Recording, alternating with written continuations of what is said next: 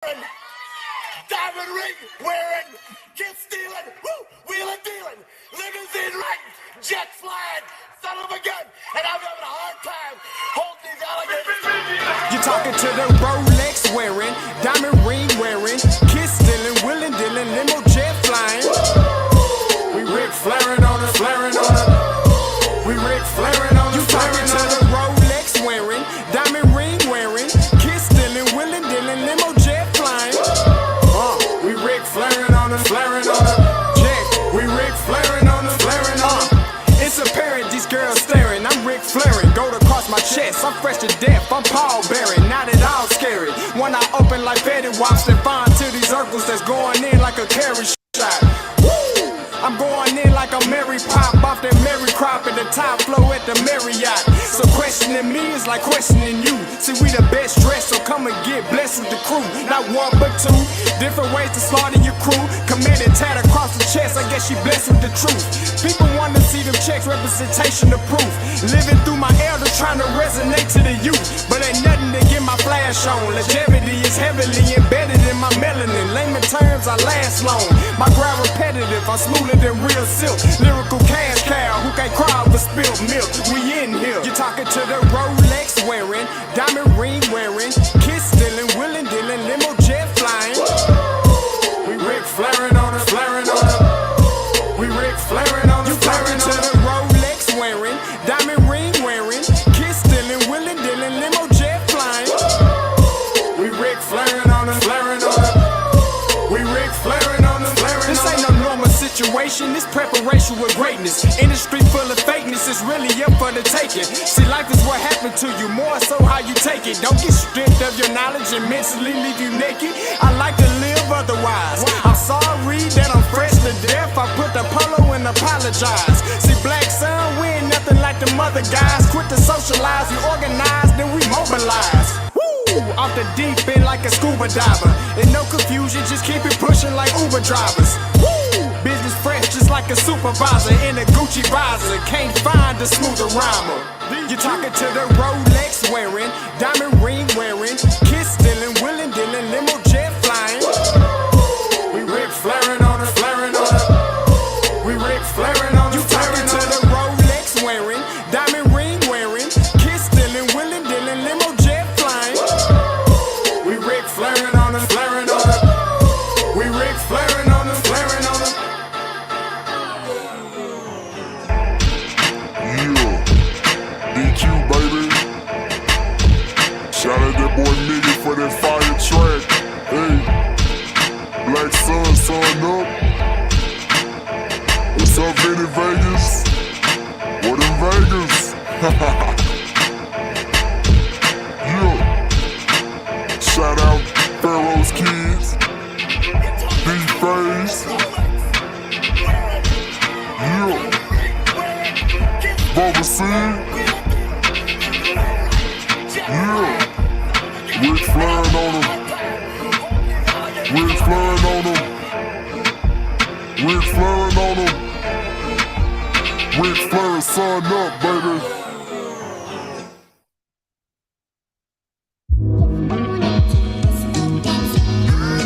Hey, yo, Scotty, you going crazy for this one. We see what you're doing, we salute you. Hey, let's get it started. It's Backpack Capital One. What's in your wallet? Got a call from my man A. Scott. I said I got it. Love that you highlighting all of these black colleges. Try to pay me for doing this. Look, bruh, if you don't get off my line with that foolishness, voice of the swag, pull up where you at. No cap if the Brody is speaking the soft facts. My advice, tune in to every show. Captain Petty, but we know that the sergeant is with the smoke. Speculate, just tell me what is we doing. Get into it, okay, look, I'ma say this and keep it moving. My boy Scotty, man, he offered the least. Black grad, paying college, I'm glad that he called me. Walk it, cause we all been taught that talk is cheap. Even primetime knows Scott for the HBCU streets. What is going on, everybody? Happy Monday. Listen, if you're at your job, you're just trying to get by your day, we gonna make sure you get by in a nice way. All right, I got a special guest today. But before I get into that, listen. Tonight, 8 o'clock, after go show, me and your boy Kofi, We go get to it, talk about all the stuff that happened in sports and everything like that. And also, if you have not heard about the situation with the young man from Alcorn, his GoFundMe is circling around the internet. You can find it on my Twitter. You can find it in a lot of SWAC pages and things like that. So please make sure you go and support that young man and everything that's going on with him and everything like that. But listen, today we are probably one of the coolest commissioners I ever met. And you know, a lot of commissioners don't even like me. Okay, I want to be very clear. A lot of commissioners don't even like me. This is the type of commissioner that you be like, dang, I didn't even know she did all that. Like, I ain't even know she was that influential. But I'm telling you, it's the person that's behind the scenes making it all work. She looked like she a little frozen right now. I'm looking at her picture, looking a little frozen. I'm gonna see if she gonna fix her internet. Let me see. All right, she good now. She good. All right, so listen, please give it up to today's special guest, Dr. Kiki Barnes. What's happening? What's good, Doc? What's good, Commish? Talk to me.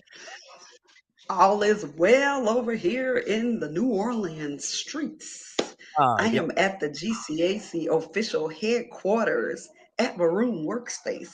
Come on now. And I'm very excited about being in. That is good. That's good. I know. Listen, by a HBCU alum as well that has provided that space for you guys at the GCAC. I was there at the conference and we talked. But listen, Doc, we're going to ask some questions. I know a lot of people are excited of what they've heard about the GCAC and what's going on at the GCAC. They want to get to know you, and that's what we're going to do today. So my quick icebreaker. You know, I do my research. I know you played a little b-ball back in the day. Give me your top 3 women basketball players. Hello? Yeah, can you hear me? Yeah, look, it froze just for a quick minute. Yeah. I think it's the spot that you're at because before you was good. I don't know if they, yeah. Hey, I can see you now. We're good. All right. Can you hear me? I can hear you. All right. So your top 3 women basketball players. You're going in and out, but go ahead. Cheryl Swoop. Come on. I love that. That's how you started off right there. Oh yeah, I gotta go with the legends. Dawn Staley. They're my top 3. Easy. We missed one. You said Cheryl Swoops. Who else? Dawn Staley, Lisa Leslie. Dawn Staley and Lisa Leslie. Got it. Now, I don't want to get too far ahead of myself because I got some good questions. But I know you would have been, you would have been playing with that 97 draft. And that 97 draft had Tina Thompson. You know what I'm saying? So, just a little something. I'll be doing my research now. All right, let's get to some other icebreakers. Your favorite movie? Coming to America. Oh, okay. Period. I children are the future. Who is Dr. Barnes listening to? Like, what's in like when you're in your car, you ride who you want to listen to, or you walk in, who you listening to? All right, so I have Kevin Lampton. He is a good friend, like a brother to me. He's local. He was he was leading the band for the press conference. Kevin did a whole CD or album, whatever, because we're streaming now, called Lockdown during COVID. He would get on Facebook Live every night and he would just make up songs about what we was going through. It is the most hilarious thing you ever want to listen to. But he got some real vibes on there, and I really enjoy that because it makes me laugh because it was like a collaborative process of all the people who were all trying to figure out what we were gonna do during COVID. We could just hop on Facebook with Kevin and we could listen and talk about our woes, and then he make a song about it. That's creative. So go check out K-Lamp Entertainment. That's my boy. Lockdown. 3 things you can't leave home without.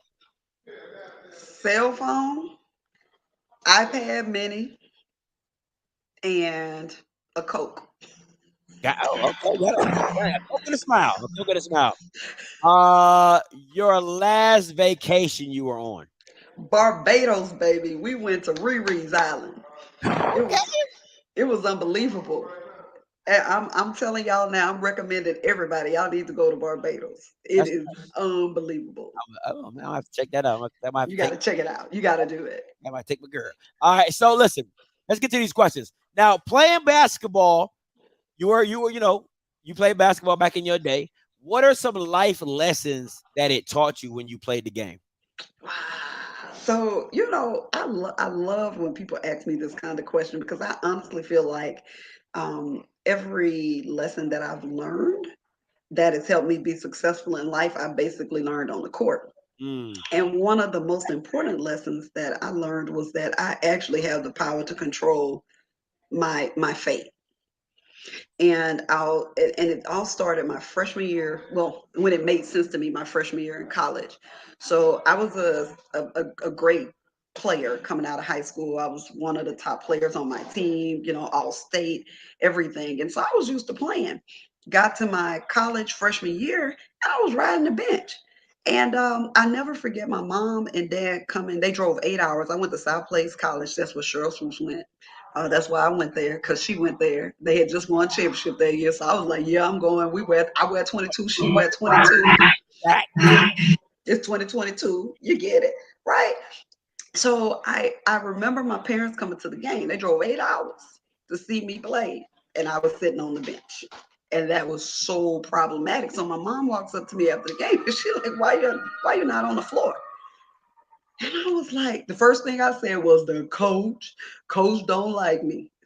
First thing I said. And so I was complaining about, what I felt like was the reason why I wasn't playing it. It all had to do with the coaching. Of course, it couldn't be me, right? My mother sat and listened to me probably for about 2 minutes complain. And after that, she kind of started doing this thing with her head, which means that she was rejecting everything that I had to say. And what she told me was this, and this is the most powerful thing I ever learned. And I share this when I talk to young people all the time. She said, no.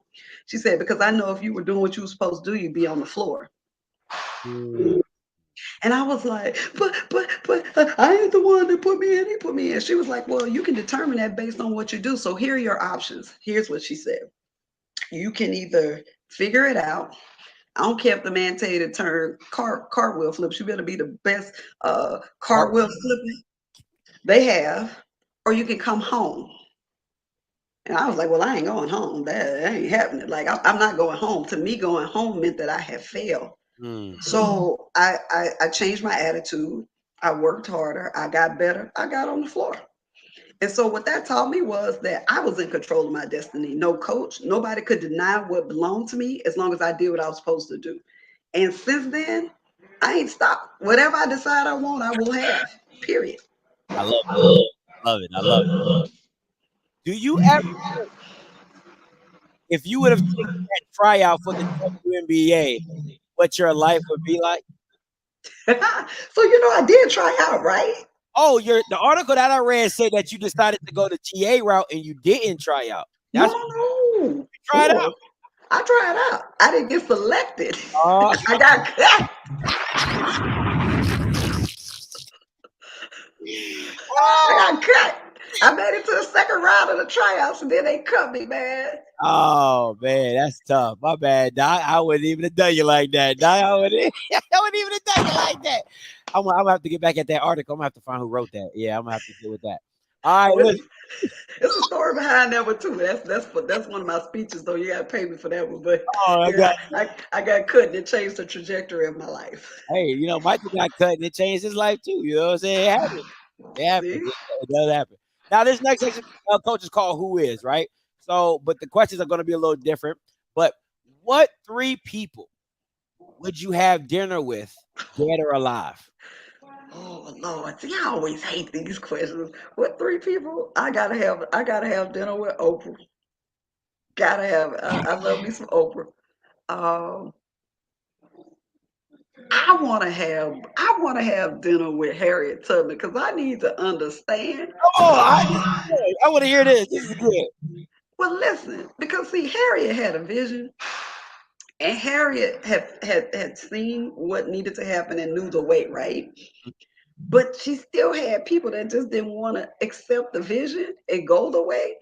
And so what I feel like that sometimes it's like we lead people to the promised land, but I need to understand Like, what? How did you manage the people who really didn't see the vision? Like, how did you manage that? Because I feel like that is where we as a people sometimes struggle. Like, we just don't want to be on board and want to be united. And I'd like to get her perspective on that. That's a bar. That's a bar. And then I think my third person would be Jesus, because I really need to understand why he went on the cross for us, because we be cutting up. You really died for little old me, because we ain't right. We ain't right. We down here now. We just won't be right. But he really loved us like that. I need to understand. I got questions. I got questions. But I'm grateful. Praise the Lord. Oh my goodness! I told y'all this is the coolest commissioner you ever meet in your life. I'm trying to tell y'all, she different. She cool as a fan. Cool as a fan.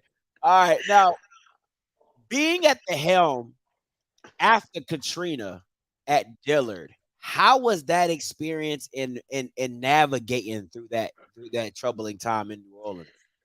Man, it was a very interesting time. One of the things that I think about now as I'm reflecting on this GCAC opportunity now is that it literally was training ground for what we're doing with the Gulf Coast Athletic Conference now. Again, I didn't know that at the time, but it was the opportunity that I had to show what I could do. Right, there was nothing. There was myself, a men's basketball coach, and a part-time volleyball coach. That's it. Wow. I was 30 years old. I didn't even understand what it meant to negotiate worth or what I needed. So I didn't ask for SID. I didn't ask for athletic trainer. I didn't even ask for a secretary. I took the job and was like, okay, I'm just gonna figure it out. So what we were able to do, without having a full support system, it's phenomenal. And it basically showed the level of talent that I have in terms of leadership. And what I learned from that is that there are people, I talked about vision a little bit earlier, but there are people who will buy into vision. It doesn't always take money. A lot of things are just about thinking about things differently and being open to try another way. I will always say to people, 5 plus 4 is 9, but so is 3 plus 6, so is 2 plus 7, so is 1 plus 8, so is 0 plus 9. All of them still get to 9. So there's not necessarily a right way. You may have only seen 4 plus 5, though. I was 3 plus 6. And so what happened was I got a chance to try some things in different ways, where we could show we could be successful. We had to build it together. It was extremely hard. I think I probably for the first 3 years worked probably 12, 14 hours days, no vacation. Remember, I didn't have no staff. I didn't have staff. I didn't have nobody. But I was given a charge to rebuild it. And so to me, anything less than not getting it done was unacceptable. Like, we're going to get it done. Now, the question is at what cost? And again, it was a lot of personal sacrifice and then bringing people on board and building it as we went through. But to not get it done was just not an option. And so it was really, really tough. And I learned some really key lessons about just, if I had an opportunity to negotiate again, then I'd negotiate some support. Those are the kinds of lessons that I learned, like, oh, I shouldn't have just took that job. And remember, I was the AD and the head women's basketball coach. So I had 2 full-time jobs with no help. So, it was an interesting time, but I do believe I told somebody, I said, I must have been like Samson, like God had given me, he had given me something extra. Because I don't believe that he gives you opportunities like that without preparing you. So he gave me the extra, and I believe that I did it on God's strength. It wasn't mine. It wasn't mine. That's huge. That's huge. Now, going into that, what are some misconceptions about it? Like, a lot of people think this is what an athletic director does. What are some misconceptions about the job of being an AP at an institution that, you could put the rest right here, right now? Man, that we have unlimited comp tickets, man.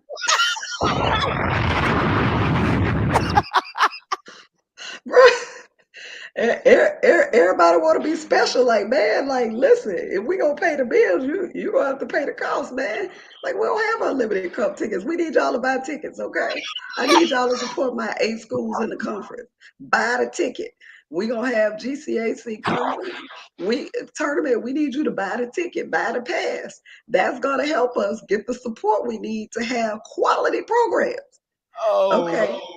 Okay, shots fired. All right, I'm storing up some stuff, but I'm just saying. Um, but the other thing is that okay, I gotta laugh. Okay, Scotty, hey, I just gotta say it like it is, man. I feel. Hey, that's what this channel's all about. Keep it They 100. want no unlimited cup tickets, man. We need y'all to pay. But anyway, I think one of the misconceptions of the job is that I think people don't understand the level of management required. Um, Athletic director jobs are a lot of people management, managing coaches. You've got a number of constituents that you have to answer to: student athletes, your coaches and staff, your alumni, the parents. All of these different groups are always pulling on the AD for something. And we didn't even talk about social media, right? Because everybody like quarterbacking and telling you what you should do and what you should be doing, but ain't nobody can sit in the chair. So you got that going on. It's a lot. Oh, man. That sounds like That's a lot. But I think it's really important for athletic director to be very good at managing relationships. So a lot of the job is relationship management. Being available, taking I would say taking tough situations on head on. Like, you can't go run and hide, right? You gotta face situations. When people are upset, one of the things I learned really quickly was, if people pissed off, I will meet with them immediately. Like, I don't put people off. I don't put people off in the first place, but if I have to stretch a meeting, like if somebody's upset, we're gonna meet about that immediately. We're gonna talk about it. We're gonna try to squash it immediately. Tell me what the concern is, and then we're gonna do everything we can to make sure that we address that concern and then circle back. So what I see sometimes is there's an issue right on campus. May come to the AD or to somebody or to fuss about it.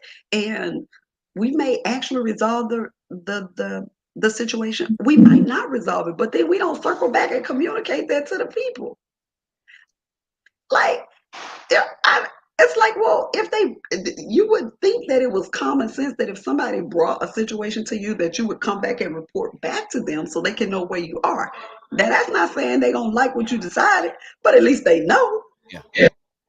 Like, so it's stuff like that the communication piece, so relationship management, being an excellent communicator, like those are pieces of the job that people don't really understand. They think it's just, you just show up at a game and you look important with a suit on and you have a credential and you like in charge.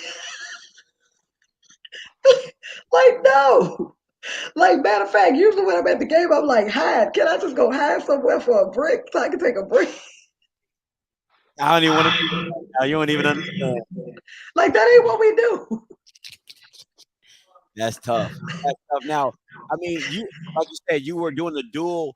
How did you balance being a coach, being an AD? So now it's like you're a part of that people management system that you're talking about, because you still got parents, you still got student athletes of your own team you have to manage. And then on top of that, you're managing a whole other department. And on top of that, in the 17 years, it's growing. So you've added other sports on top of. So how did you just balance all that together and get the job done? So let me be honest with y'all. There ain't no such things as balance in athletics. That don't exist in our world. Ooh. It wasn't balanced, right? My kids was growing up on campus. Like, they were at the gym all the time. I was leaving the office. When I did leave the office, if my husband wanted to do it, to go pick them up and bring them right back to the office, I sat them up, in a certain part of my little office so they could do their little work and we could talk. Balance. Balance didn't exist, right? But I think that, wait, go back. What was the question? Because I think I went off script. How you like that? Give me back old script. what I, so what I was saying was is that how did you were going down the right. I was like, how did you balance? Oh, Because how do you balance it? Yeah, you don't balance it. It's how not did you possible. You learn? don't balance it. Because you were adding sports to Dillard. You were Yeah. AP over the sports you were adding, as Mhm. well as you were coaching a team. You were the head Mhm. coach of your team. So how did, like I said, how did you all balance out? It didn't balance. But let me tell you this. So for me, and this is, for people to understand who I am and how I approach, I'm on assignment. Every opportunity that I have received is because God said that's where I was supposed to be and that's what I was supposed to do. So the way I serve is different. It wasn't just like a job. Like it was an assignment. It was a call.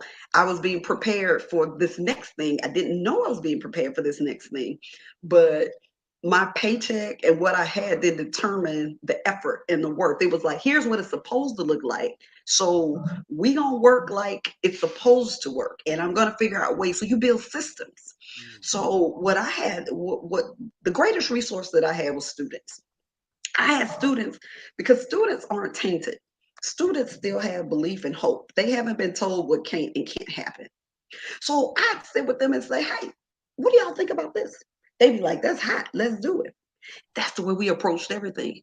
That was never what we couldn't do. It was like, but how can we do it? And so what we were able to do was we were able to figure out how to get things done. And people are like, but you just a small, people always say you're just a small NAIA school. All that don't matter when you got social media and you have the same access to people as, like, it's not the same. We're not, it's a different playing field. But you have to think differently, and you have to allow other people, you have to allow young people to be a part of that process. I cannot understand for the life of me why we get grown and we think we know everything. And this is coming from a person who was 18, 19 years old who thought she knew everything. Mm. But here's what I'll tell you, I knew what I knew.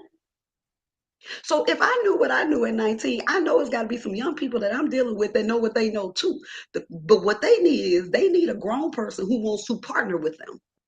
And so my approach has always been to partner with people. You can learn from anybody. I don't know everything. I know what I know, but I don't know everything. So here's the thing. I need to know what you know. I need you to bring everything that you know. I'm going to bring what I know. And then together, we're going to make something happen. And we're going to do it big, and we're going to blow people's mind. And that's what I had the opportunity. I learned. That's what I learned. I was like, yeah, you don't need a lot. That's what the story about David and Goliath was about. See, David was a young boy when he took that slingshot. They was all with guns and armies. All he had to do was have focus and aim. And when you understand that, then you approach things differently. So I don't see myself as small. Never have, ever. Come on, Doc. Come on, Doc. Preaching. I've never seen myself as a small person. Other people say, oh, you at the small school. I was like, yeah, y'all don't know who I am, but it's okay. You will in time. But it's a perspective. It's a mindset. And so, yeah, I could just go on. So when we think about balance, like it was the only thing that was on my mind was building a program, period. So it was do whatever it takes. And we need people, period, in all areas that want to do whatever it takes. You preaching, Doc. You preaching, Doc. I don't know how many times on this platform or program I said, I hear a lot of excuses about what people can't do at these HBCUs, but they're not using the labor on their campus, which is the students and all their ideas and all their influence and things like that that can affect what you're trying to do on that same exact campus. And how you Yeah. adequately just put it, it's just, I mean, it's perfect. Like you partner. Okay, I have a young man or woman that has a great idea. All they need is somebody in the administration to believe in that idea, put them in a position to prosper, and then everybody wins. Yes, and you got to think about it. So if when we're thinking about this holistically, and so I got my PhD in higher education administration because at some point I was like, okay, well, honestly, I thought I would have to have a PhD before I got the athletic director job. That's a whole nother keynote. I have a speech about that too. Y'all book me if y'all listening to it. Y'all need me to come in. Y'all book Go me. ahead, Okay. book. I,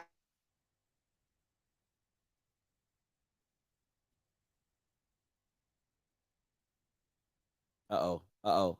Stay with me, Doc. Stay with me, Doc.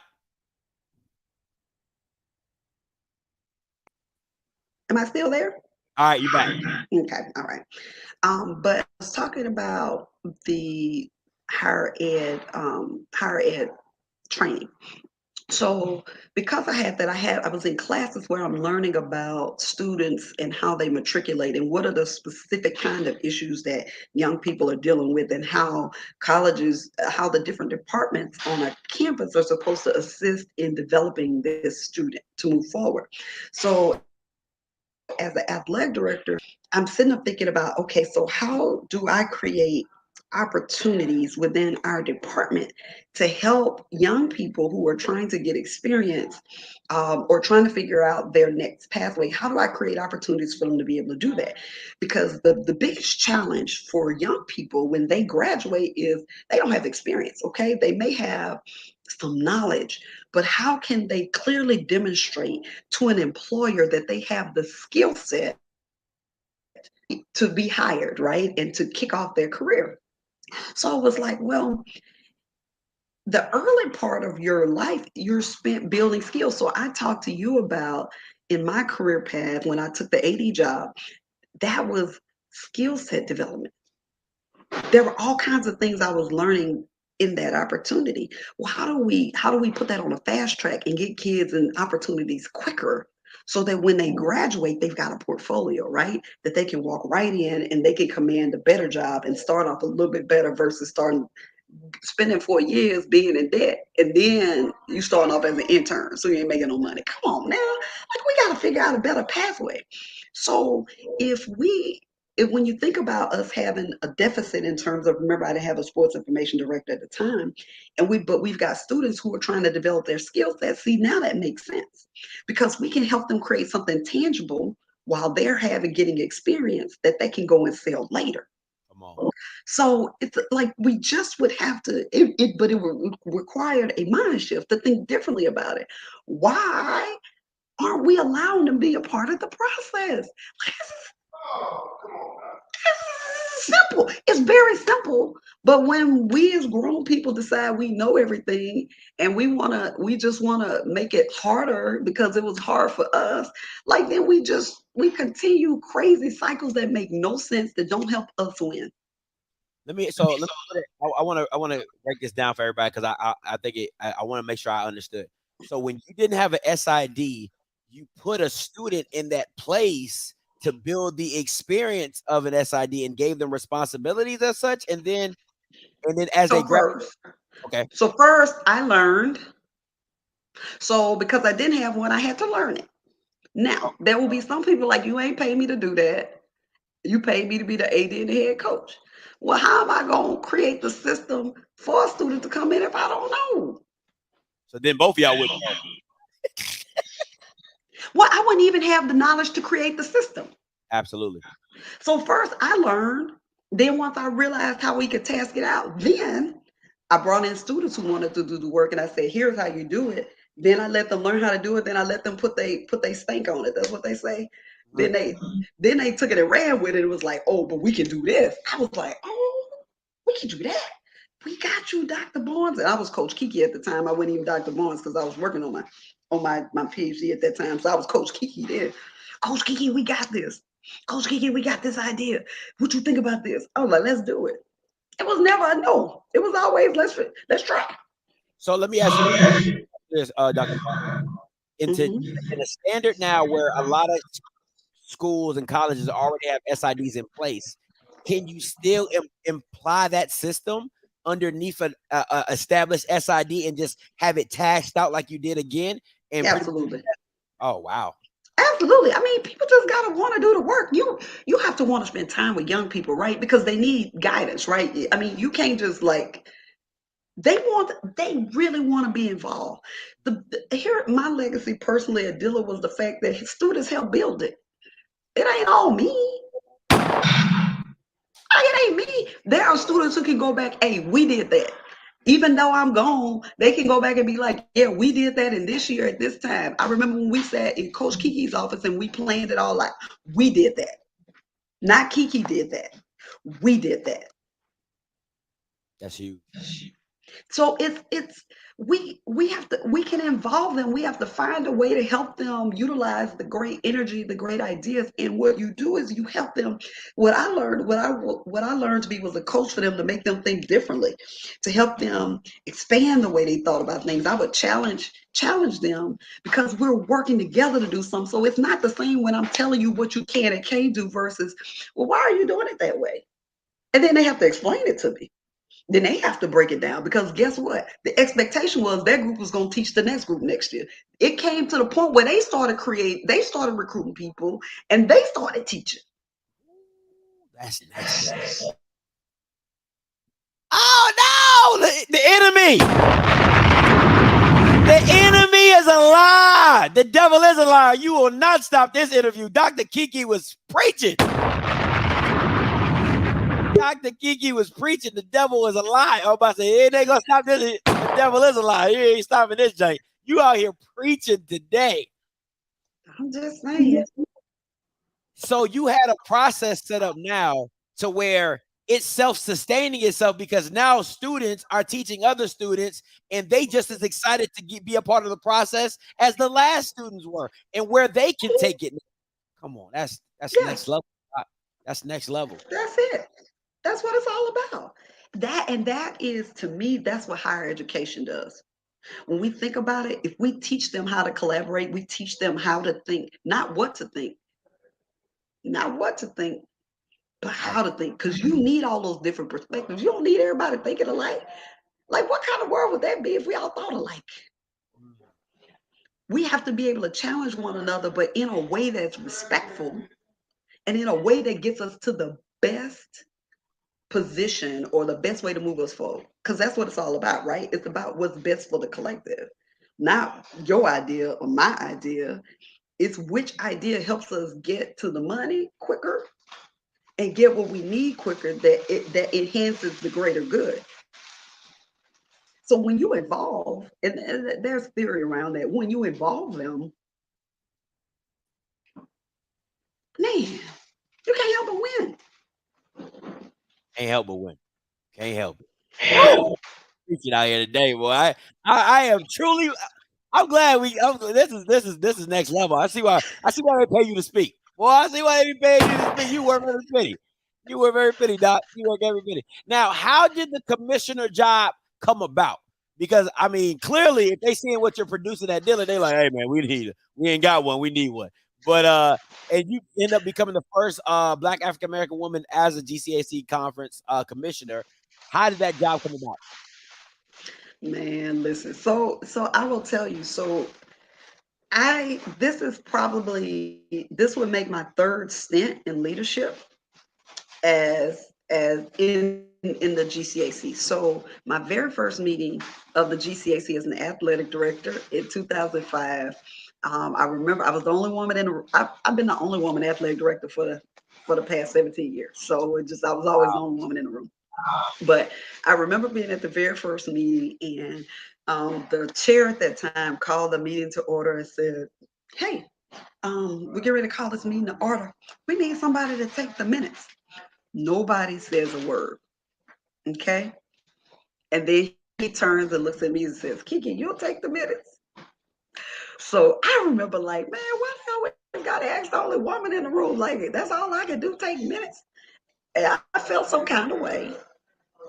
And I just remember at that moment thinking like, I'm going to take these minutes, but I'm going to be president real soon. And like 2 years later, when 6 schools announced that they were leaving the GCAC, in that same meeting, they voted me president. We had 4 schools left, and we were kind of on our quote unquote deathbed. Now, remember, I told you I was the AD and the head women's basketball coach in the SID.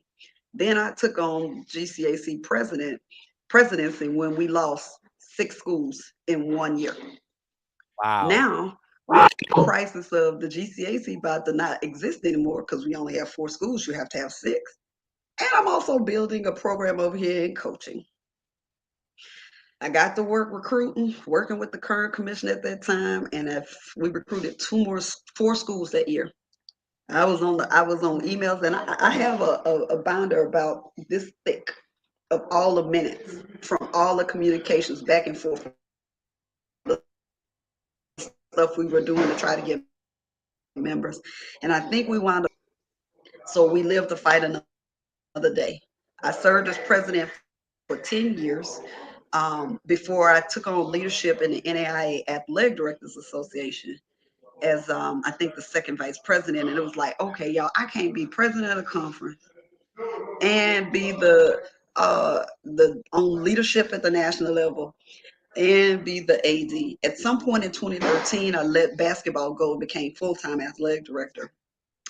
In 2013, I think was the year Thomas said he was done being commissioner. He was going to resign, and I led the search to bring on our second commissioner, Steve Martin. During the time that Thomas was transitioning, I served as interim commissioner for a semester. Nobody knew that. It's just that Thomas had put his resignation in, and he was a professor at another school. So he had gone off to London to do a study abroad or teach abroad program. So as the president, I was left to run the championships for the spring and run the conference. So I did, and in the process also led the search for our new person. So when Steve completed his third year with us and took another job, the president said, "Hey, we need you back. Can you serve in the interim role?" I was like, "Yeah, but I had only intended for this to be 6 months." And then 6 months turned into a 3-year interim appointment, and COVID and a whole bunch of other things that kind of got us to the point where we had to make a decision. We had 2 more schools leave us after we had decided we were going to move to a full-time commissioner 3 years ago. And when they announced that they were leaving, after we had all voted unanimously that we were going to move forward, the president said, well, we got to put a hold on hiring a full-time commissioner now. And so that's how I got stuck into the interim role and the AD role. And so as we kind of completed this last 3 years, and third year, I'm sitting up thinking it's been 17 years, and I need to know, God, what's next. Like, I think I've done everything he had asked me to do with it. I was like, I've done what you asked me to do. What's my next assignment? And so when I can look back on it now, I was like, he literally was preparing me for this since 2008. I've been running the conference since 2008. Wow. Wow. I'm just now full-time now. I get paid a little bit more. A little bit. Now, I was at the conference. I mean, I was at the announcement down in New Orleans. How monumental is the partnership with the GCAC, HBCU League Pass Plus, and Roland Martin? And you've seen everything under the sun with the GCAC. What do you see this looking like in the future?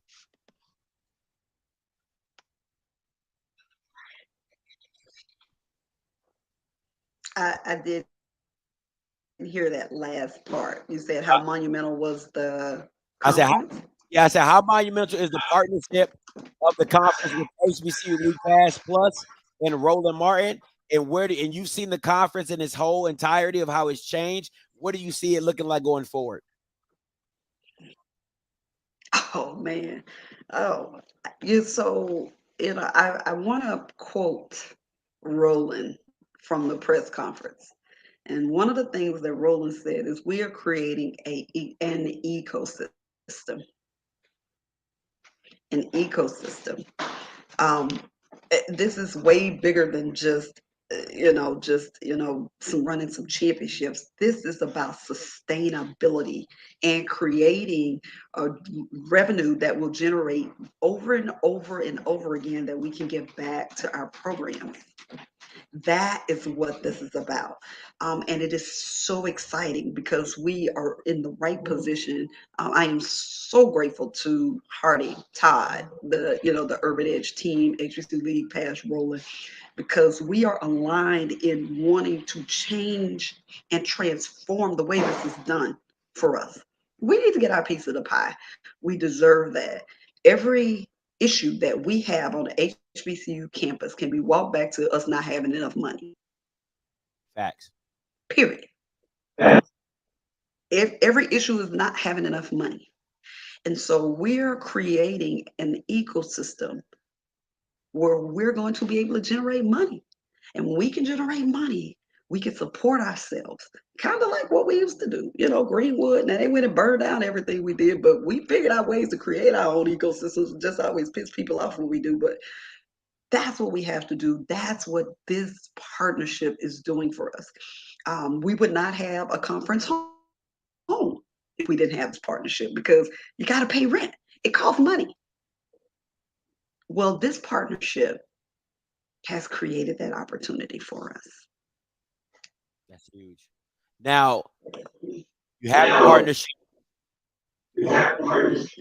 What are some goals for the GCAC? Membership. So one is we want to grow our membership to 12. We want to be at 12 schools within the next 3 years. So by 2025, we want to be, you know, one of the biggest NAIA conferences. So that's one. Number two, we want to be generating $1 million at a minimum each year through our relationship, through our media rights deal. And again, in a way that we're able to start giving that money back to schools. And then three, we want to be able to host. You know, I love the CIAA and think Jackie has done just amazing a job with their basketball championship, but we want to create that same kind of effort in the South because they got the East Coast on lock, right? SWAC has the football in the South on lock. Well, we want to have basketball in the South on lock. Those are kind of three of the top things that we are looking at. Membership over the next 3 years, $1 million generated yearly, which is unheard of in our league. And then also, you know, again, creating an event and excitement around our basketball championship. Have you had since the partnership reached out about rejoining the GCAC, coming to the GCAC? We haven't had those conversations yet, but we will. We're looking to have some conversations over the next couple of months with potential members. So it's coming. We have an announcement next month coming out. We already have a member that we're going to be announcing next month. So we're working to get a press conference scheduled for that. So we for sure can say we're going to be at 9 already. But we've got some other people that we need to kind of come back to now that we can talk about some of the benefits and things that come with being a member of the conference. Okay. Now, I know a lot of people don't know, but how does it feel to be an elite company of 3 Black women who are in charge of a conference and commissioners? You know, you have Miss Sandra, you brought up Miss Jacqueline in the CIAA, and now you, GCAC, well, you've been doing it for a minute. But just talk about, you know, you guys changing the look as well as you guys holding it down for women in sport. Well, I think first of all, I am thrilled to be in this company. Let me just say that these are superstars in the business and sisters of mine in one way or another. Sandra is a Delta, so that's my soror. And then Jackie and I are both members of the Links Incorporated, so that's my Links sister. So I'm connected with them in one way or another, like we're like this. But what I think is what I said to you earlier. When we talk about diversity and what those numbers look like, there's the conversation around, I said you've seen 5 plus 4, but maybe you haven't seen 3 plus 6 or 1 plus 8. Well, that's what you get with us. You get to see the thing you hadn't seen and realize that you can still have the same success. And that's what makes this so beautiful. And I think for other young women and for just people in general to be more open to different kinds of leadership, different people in leadership. You know, there's no one way to lead. But what you need is people who are passionate, who are servant leaders, and who are going to be about the business of the people. Absolutely. That's what you need. That's what you need when you're looking for leaders. And if you can find find a combination of some pretty talented people that do have a heart for the people and the cause, the sky's the limit. The sky is the limit, man. You guys make let me see. Now, a few more questions and we're gonna get up out of here. What would you say to a young man or woman aspiring to be an AD? Because everybody who doesn't have a future in the pro, they be like, I want to be athletic director, man. I want to run my school that AD. What are some of the words you could give to them? What I would say to someone looking to be an AD, what I would say is be good wherever you are. I have a soror, Christine Kelly at Vanderbilt, always says, bloom where you are planted. Um, there's something to be said about being excellent in what you bring, and bring it all the time. Don't be selfish with your talent and gift. And I know that it kind of is counterintuitive to what people say. They ain't paying me, ain't doing nothing. But how am I gonna know you can do it if you don't ever demonstrate that you can? So I developed tons of relationships because I would get on committees and I deliver. What people will say who've had the opportunity to be on a team with me is they can count on me for the thing that I can do. And I'm not using it to, I might do it, but you got to do something for me first. Like if you Yeah. in it to win it, then give it. God said that if we do what we're supposed to do with the gifts that He gives us, then He'll make room. And all I'm gonna say is, when I show up with what I know I can bring to the table, and I give it fully, with no expectation that something comes back. But I always get something back, even if I ain't looking for it. Mm. Let me So go do off. your thing. Let me go off topic just a little bit. Uh, Off how, script. yeah. Because I said this on my channel, and a lot of people kind of looked at me sideways. But how important is your spiritual walk when you're conducting business in that space? Because this is what I said, and I'm gonna give it to you like this. That's how I said on my channel. I said it's real funny. You'll ask God for a lot of things, but when it comes to some major decisions like business, you don't think He can be effective in that area. You ask Him to pay a bill for you. You ask Him to get your gas. You ask Him for groceries. You ask Him for finding a husband or finding a wife.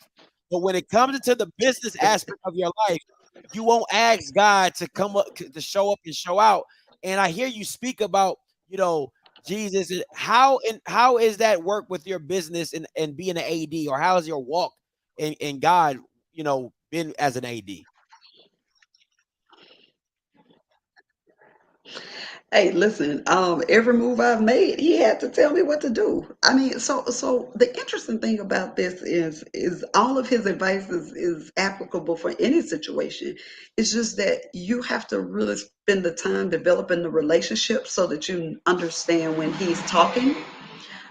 And I've always believed in God being practical. Like I never been like, oh, I'm just waiting on the clouds to open, and then God go, whoo, and then I mean, like it's very simple. Um, I mean, he can talk to us through anybody, through any situations. You just have to you have to have a spiritual alertness and awareness when He speaks, and when He's sending signs, when he's trying to communicate with you. And that requires you to spend the time with God to know Him. That's personal time you have to spend. And what I said to people is, what I knew this year was going to be a great year. I knew this year was going to be a great year. I told my husband on New Year's Eve, I said, 22 is my year. He said, how you know? I said, well, 22 is my number. And so I walked him through 22 in my life. So when I accepted Jesus Christ as my Lord and Savior, I was number 22 on the roll in my church.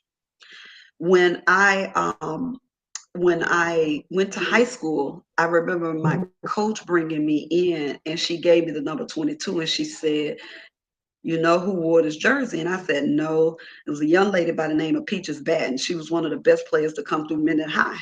She said, you got big shoes to fill if you're going to wear number 22. And I remember thinking like, man, Coach gave me 22. That must mean something. And so I had to rise to the call of 22. And so I remember I did well. I represented well. I did right by that number. And then I remember school swore 22. And I went on the visit to that school. And I said, this is where I'm supposed to be. Now I didn't get to wear 22 there. I had to wear 12 because they had retired. Somebody else was wearing it, I think, at that time. But I was like, I need to be at that school.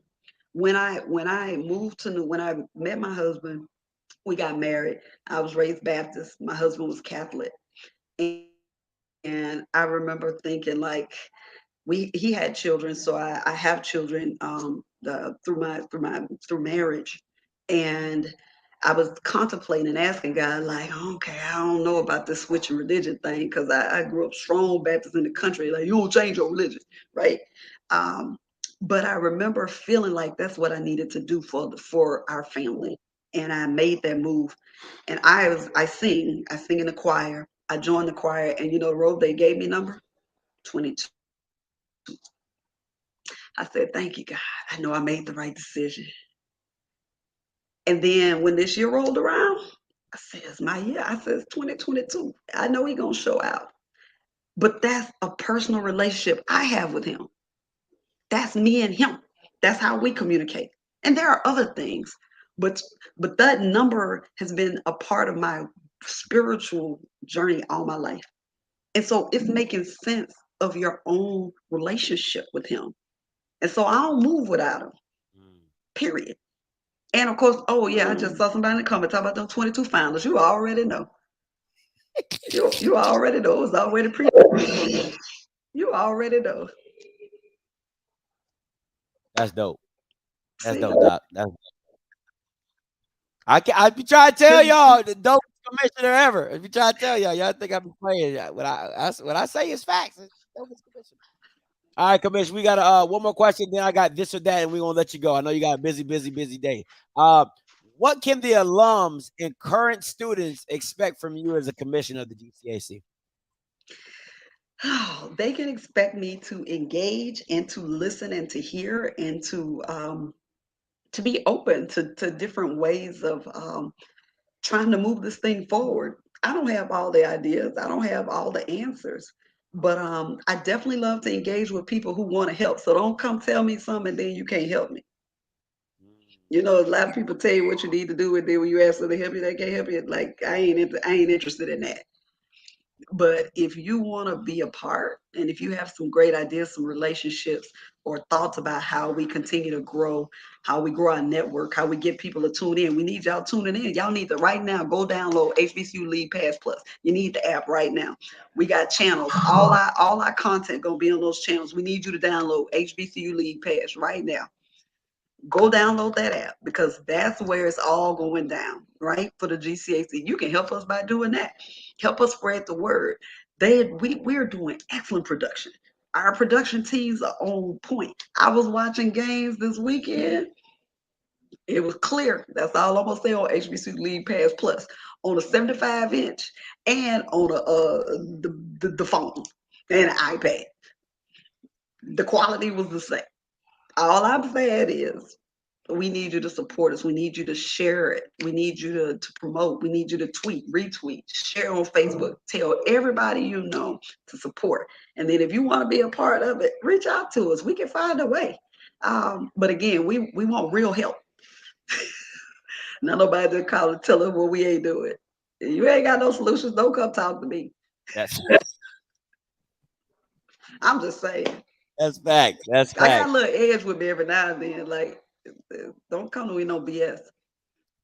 Come on, Doc. Come on, Doc. Let them know like it is now. Let them know like it is now. But I'm excited to see what the GCAC looks like. I might have to come. I might have to, I don't really. We need you at some games, man. We gotta have you at some games. Come on. I'm gonna pay for my ticket. I don't beat me up. I'm gonna pay for my ticket. Yeah, I ain't asking for no cop nothing. I'm gonna pay for my ticket. That's believe. How much is it, Doc? I'm a support. I'm a support. Don't beat me up. All right. You all right with me? You all right with me, Scotty? You all right? I appreciate that, Doc. Appreciate you. All right, so this next section is called This or That. Doc, I'm gonna give you two questions, and you just pick your favorite. All right. Okay. City or country? Country. I'm a country girl, man. I like to go outside. The way you just said it, I was like, "Hey, no choice." It's like country. You know, from the country. Text message or call? Text message. Coaching or playing basketball? Coaching. Okay, all right. Wait, playing basketball? Oh, coaching or playing ball? Yeah, coaching or No, playing. I love playing more than I love coaching it. Okay. Playing was better. All right. Apple or Android? Oh, Apple, come on now. Why is Android still on the table? Come on, y'all. You better let them know. Prince or Michael? Michael. Come on! Ah, there you go. I've been having people say Prince. I'm like, what y'all doing?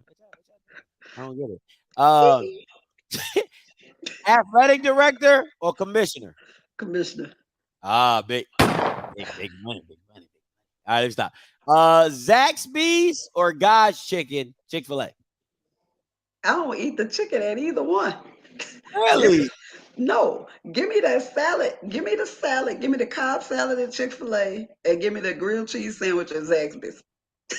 They do grilled cheese? I didn't know they did. Man, listen, I only go there to get their grilled cheese. I don't know what their chicken tastes like. Oh, okay. All right. Now, hey, Doc, I appreciate you for your time. This is your time for shout outs for anybody, your conference, your staff, all the people that you want, thank for getting you to where you're at. It's your time. Yeah, so shouting out again our partners, Urban Edge Network, HBCU Lead Class, Ty Brown, Hardy Pelt, the whole family. We love them. Shout out to the GCAC team, Kelly Brooks, my number 2, Will Baggett, Clive Verdon, our 2 interns, Deja, Alex. Let's see who I'm forgetting. Miss Joyce. Miss Joyce managed the money. You know, you can't be messing with the money woman. She want to make sure we get paid. So shout out to Miss Joyce. And we got some new team members coming too soon, so we'll be promoting them real soon. But we got some new team members, and then shout out to all our members. We got the best athletic directors and coaches, to all our member schools and presidents. So I got to shout out Dillard, Fisk, Philander, Oakwood, Russ, Tulu, Suno, Wiley.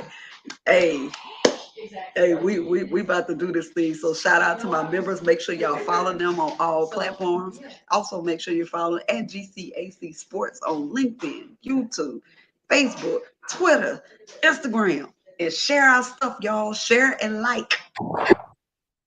Absolutely. Now, if someone wants to get in contact with you or your team to have ideas, partnerships, how can they get in contact with you, Doc?